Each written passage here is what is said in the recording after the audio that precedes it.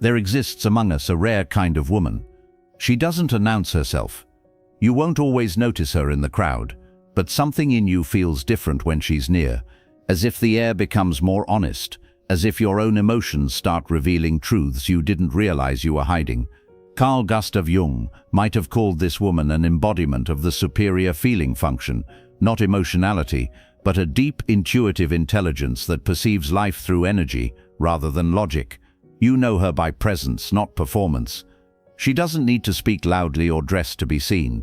Her stillness carries a weight that commands attention without effort. She reads rooms the way others read books. While most people rely on words, she relies on vibration, on subtle changes in tone, on silences that stretch too long, on smiles that hide grief. She knows what's really being said long before anyone admits it aloud. This ability is not learned in schools. It's inherited, not just through DNA, but through the psychic memory of women who came before her. Her grandmother, who could sense a storm before the sky darkened. Her great-grandmother, who knew by instinct which neighbor could be trusted and which couldn't. Generations of women developed this intuitive radar, not as mystics but as survivors. They had to feel danger before it arrived. They had to sense the shifting emotional climate of their homes in order to stay safe. And that awareness, that energetic literacy, became a birthright passed down through blood and silence. But what once served as protection now feels like a burden. The modern world is loud, too loud, and those who feel deeply can be crushed by its noise. For this woman, the world's pain doesn't just appear on screens, it echoes through her nervous system. The anger in a conversation hours ago still hums beneath her skin. The sadness of a friend lingers in her chest like an unfinished song. She doesn't just see suffering, she absorbs it, translates it, carries it, until she can alchemize it into something meaningful. This gift to read energies, to feel what others deny, is both blessing and exile. She becomes the mirror no one wants to face, because when she looks at you, you feel seen, not in the comfortable way of compliments, but in the unsettling way of truth. She can sense deceit wrapped in charm, resentment hidden behind politeness, or loneliness masked as arrogance. And though she rarely confronts others with these insights, people still sense it. They either open completely or retreat defensively, as if her gaze has entered rooms they've kept locked for years. She often wishes she could turn it off, to walk through life like everyone else, blissfully unaware of the undercurrents. But she can't, because this is not a skill, it's a structure of being. Her nervous system was built to tune into frequencies others ignore.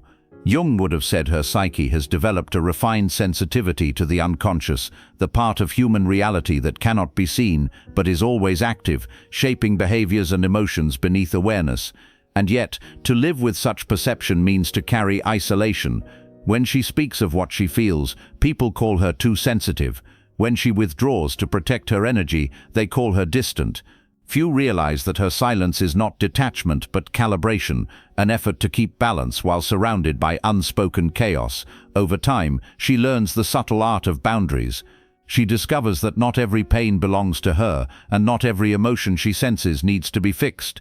Instead of trying to shield herself completely, an impossible task, she begins to strengthen her inner container. She visualizes her empathy, not as an open wound, but as sacred sight. She learns to observe energy without drowning in it, to feel without absorbing, to witness without losing herself. There's a quiet revolution in that shift, the moment she realizes her sensitivity is not weakness but wisdom. She stops apologizing for being intense. She stops explaining her intuition as coincidence. She begins to trust the soft voice that has always guided her, even when logic called it madness. This is the first unseen mark of women with high spiritual power, energetic literacy. The capacity to feel truth vibrating beneath illusion, to navigate reality through the body's intelligence rather than the mind's noise. When she walks into a space, she doesn't ask, "What's happening here?" She knows. When she meets someone new, she doesn't wonder, "Can I trust them?" She feels the answer before words are spoken. Her perception is a compass that doesn't always point toward comfort, but always points toward authenticity. And yet this knowing isolates her. She can't join in small talk that feels hollow. She can't unsee what others choose to ignore. She becomes selective with company, not out of arrogance but necessity, because to her, energy is food and the wrong energy is poison. In her best moments, this sensitivity becomes artistry. She creates spaces that heal simply by existing. She crafts beauty out of emotional truth, through words, through care, through quiet presence. People leave her feeling lighter without knowing why. That is the secret magic of this intelligence. It heals through recognition. But the same sensitivity that heals others must also heal her. She must learn to release what she absorbs. Jung believed that unprocessed emotion from others can stagnate in the unconscious, turning empathy into exhaustion. So she practices cleansing, not in ritual but in rhythm, solitude, breath, nature, stillness. Through these she resets her frequency. Because when her inner atmosphere clears, her perception sharpens again, unclouded by the noise of others. There's a paradox she eventually accepts. To see clearly means to be misunderstood. To feel deeply means to stand apart. And yet it is precisely this separation that preserves her clarity. She realizes she was not made to fit comfortably within a culture that glorifies numbness. She was made to remember what feeling truly means, to be awake in a world that has fallen asleep. If you've ever entered a room and instantly sensed tension behind the smiles, if you've ever met someone and known their story without words, if you've ever carried emotions that didn't seem to belong to you, then you have touched this first mark of hidden intelligence. It's not imagination, it's sensitivity elevated to awareness. You are reading the language of energy. You are remembering what ancient lineages once knew, that intuition is not magic, it is perception refined by presence. It is the eye beneath the surface, the one that sees truth moving in silence. And though the world may not always honor this depth, it needs it, because every age that loses touch with feeling eventually looks for someone who can remind it how to feel again. Beneath the surface of ordinary life flows another dimension, a silent river of images, patterns and archetypes that shape everything we think, dream and become. Carl Gustav Jung called it the collective unconscious, the hidden architecture of the psyche that binds every human soul to the same invisible map of meaning. Most people touch it only by accident, a dream that lingers for days, a coincidence that feels too perfect to be random, a song that appears at the precise moment it's needed. Then they shrug, call it luck and move on. But there are women who never leave that river. They live attuned to it, breathing its symbols the way others breathe air. For them, dreams are not background noise. They are messages written in the secret language of the soul. A white bird circling above a storm does not merely decorate sleep, it foretells release from emotional captivity. A house with endless rooms reveals the expansion of self. Water swelling and retreating mirrors the tides of feeling they must learn to ride instead of resist. Nothing is meaningless. Everything participates in a grand conversation between the seen and the unseen. Jung believed that certain people possess what he called permeable ego boundaries. The walls between consciousness and the deeper psyche are thinner, more porous. Through those openings, archetypes speak. Through those openings, intuition arrives uninvited yet unmistakable. For the spiritually intelligent woman, this permeability is her natural state. She can receive insight from the depths without losing her grounding in reality. She walks between two languages, logic and symbol, translating one into the other so that wisdom becomes usable. She learns that the universe is fluent in metaphor. When she pulls a card, when she notices a recurring number, when an animal crosses her path, she doesn't worship the sign, she listens to it. She knows that consciousness arranges outer events to mirror inner conditions. To ignore the mirror is to miss the guidance. To depend on it blindly is to fall into superstition.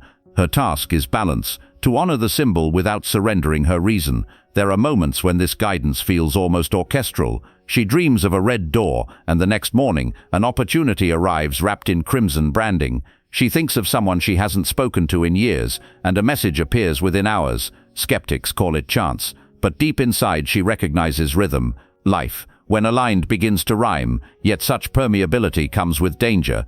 The same openness that allows wisdom to flow can also invite illusion.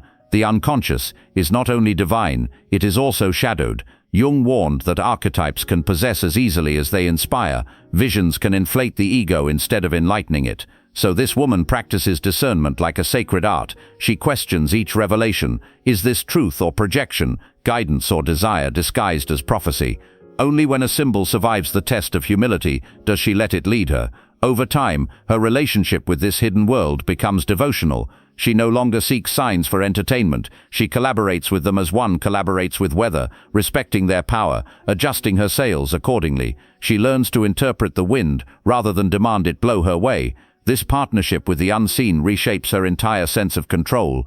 She moves through life less as an architect and more as a gardener, tending to what wants to grow rather than forcing what refuses. To those around her, this guidance looks like coincidence, intuition, or even luck, but she knows it as dialogue. She asks inwardly, "What is life teaching me through this pattern?" And somehow an answer always arrives, not as words but as timing, synchronicity, a door opening when logic insists it should remain shut. Her gift is not fortune-telling, it is meaning-telling, the ability to decode the metaphors life uses to shape destiny. Where others see chaos, she sees choreography. Where others see repetition, she recognizes unfinished lessons, looping until understood. Her awareness turns existence into scripture, every encounter a verse, every experience a teaching. This is the second unseen mark of women with high spiritual power, communion with the language of symbols.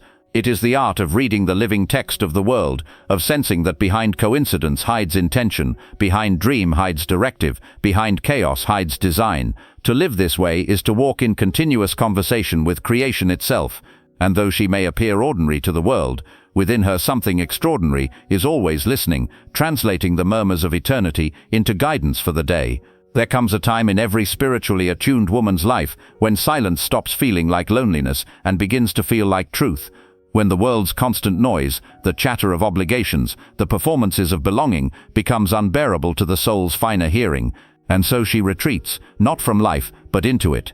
For her, solitude is not exile, it is initiation. Carl Gustav Jung wrote that individuation, the process of becoming whole, demands periods of separation from the collective.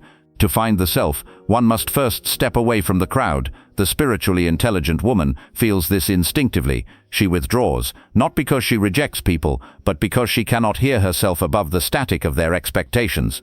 In solitude, the layers she has worn to survive begin to fall away. The masks she has worn to please begin to dissolve. And beneath them all, a voice she almost forgot begins to whisper again. Quiet, ancient, unmistakably her own. At first, solitude can ache. The silence is too vast. She feels the echoes of relationships that once filled her days, and the absence of familiar validation. But as the hours stretch into days, and the days into seasons, something extraordinary happens. She realizes she is not alone in the quiet. The silence itself begins to speak. It speaks through the wind, through the flicker of candles, through the rhythm of her own breath. What she once feared as emptiness reveals itself as presence. She is, for the first time, accompanied by her soul. The world rarely understands this need. People misread her retreat as rejection, her introspection as sadness.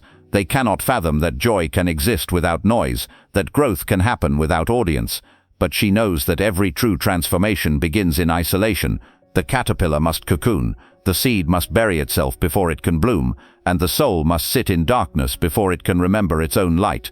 This sacred solitude becomes her laboratory.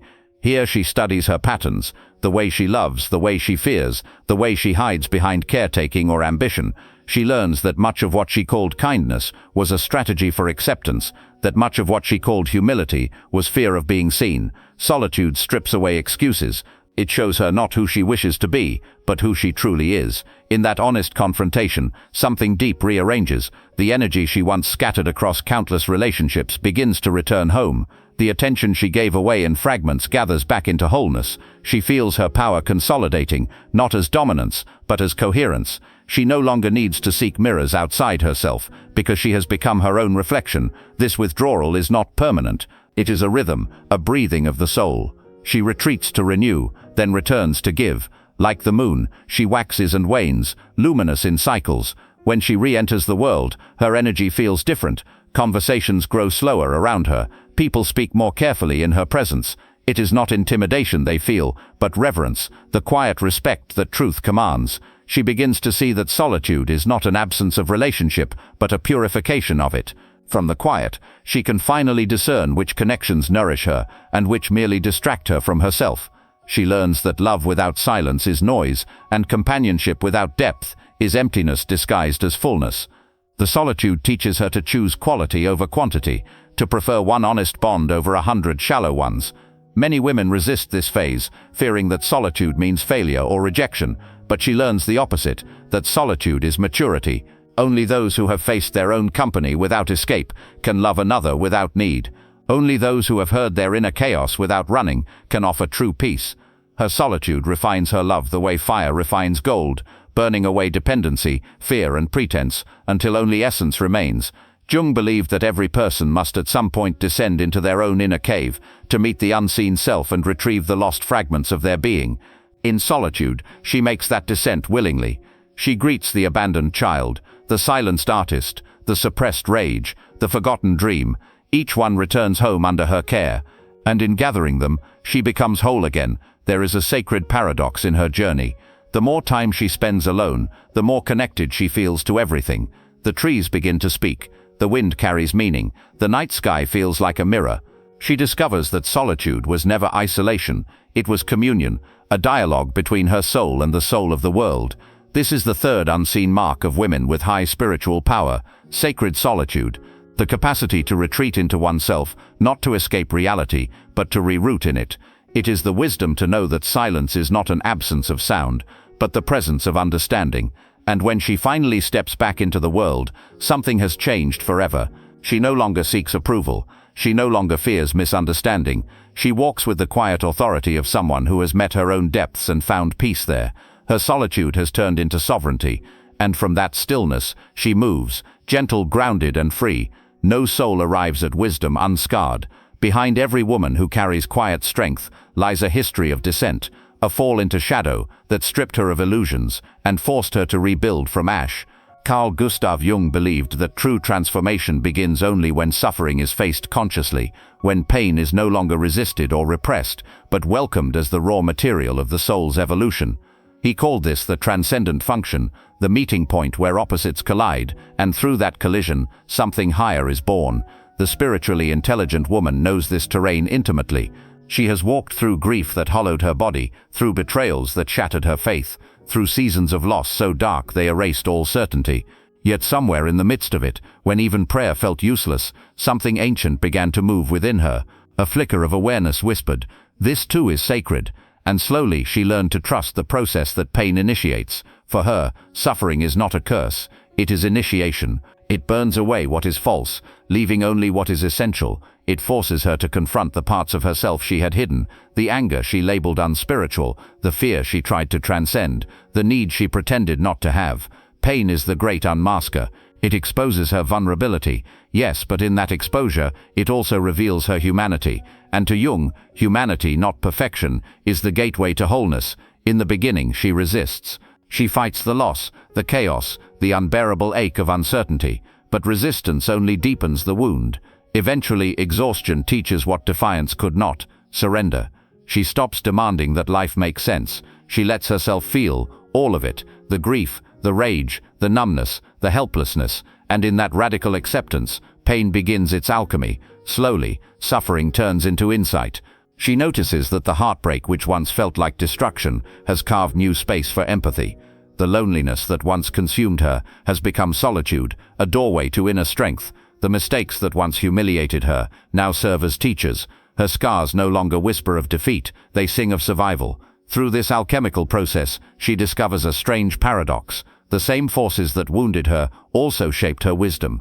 Her compassion was not born from ease, but from endurance.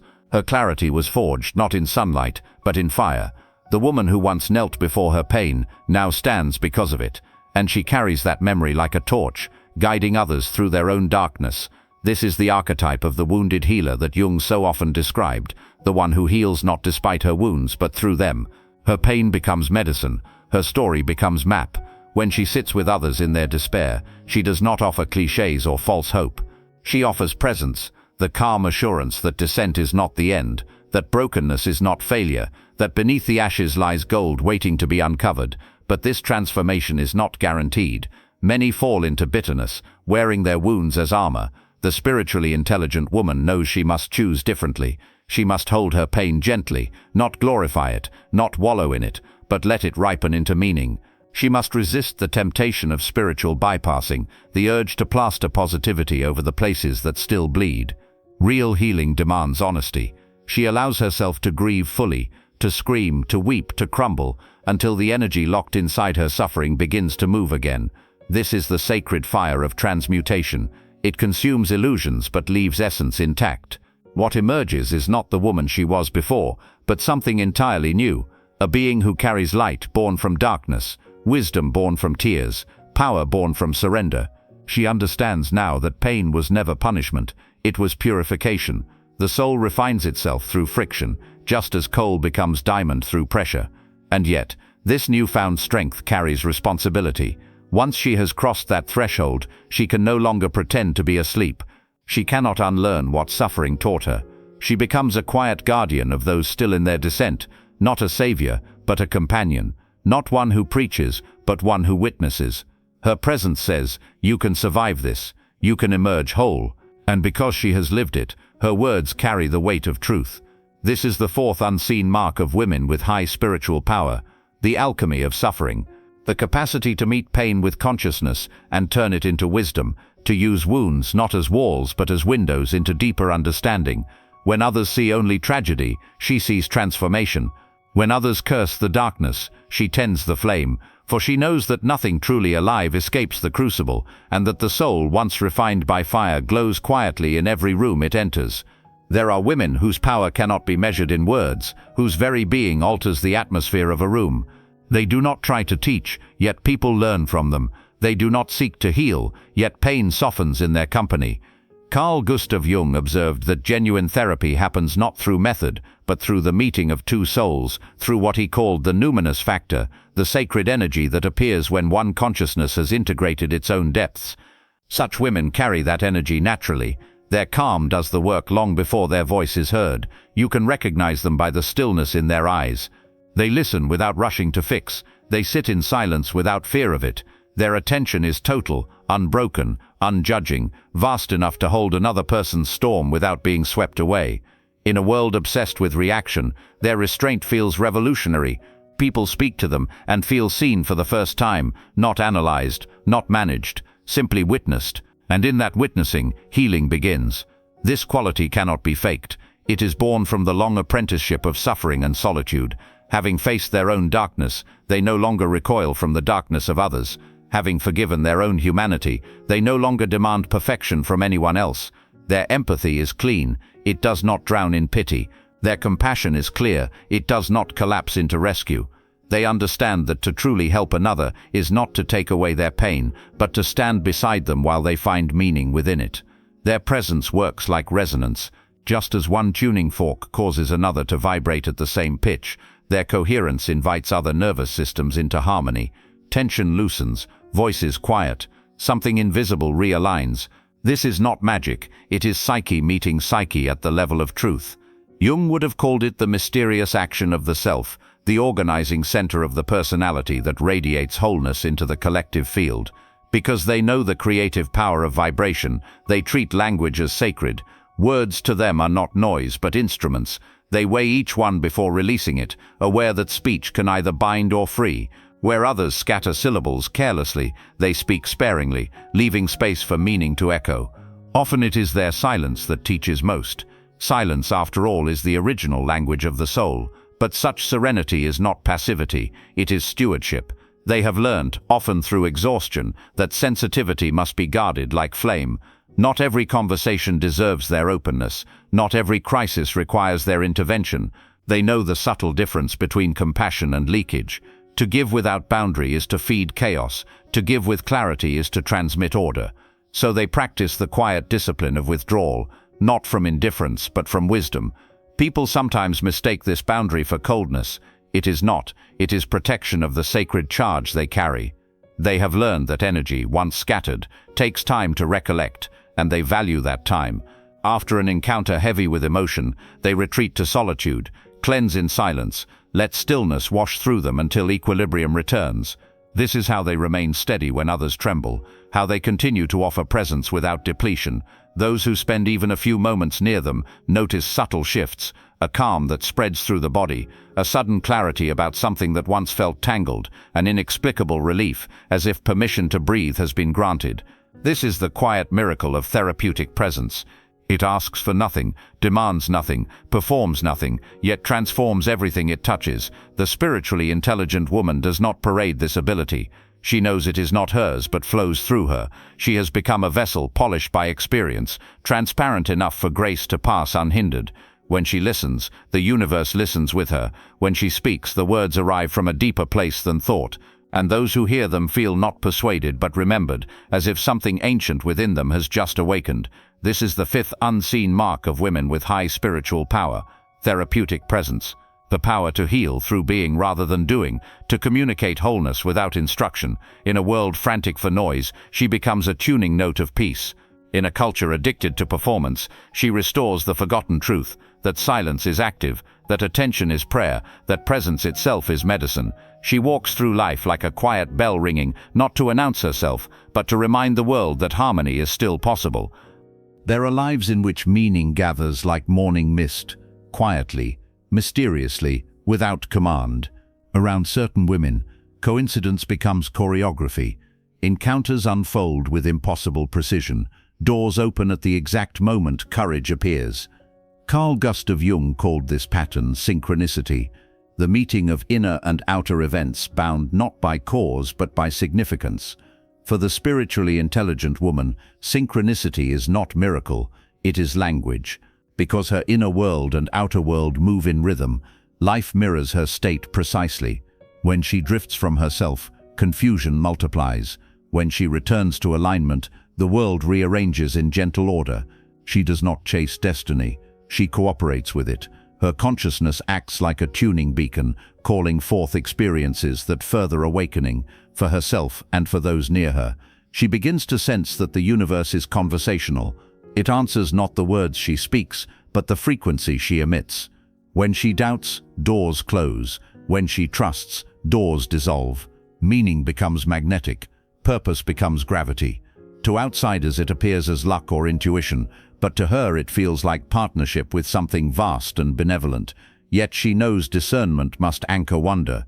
Not every sparkle is revelation, not every coincidence is command. So she waits, listens, tests.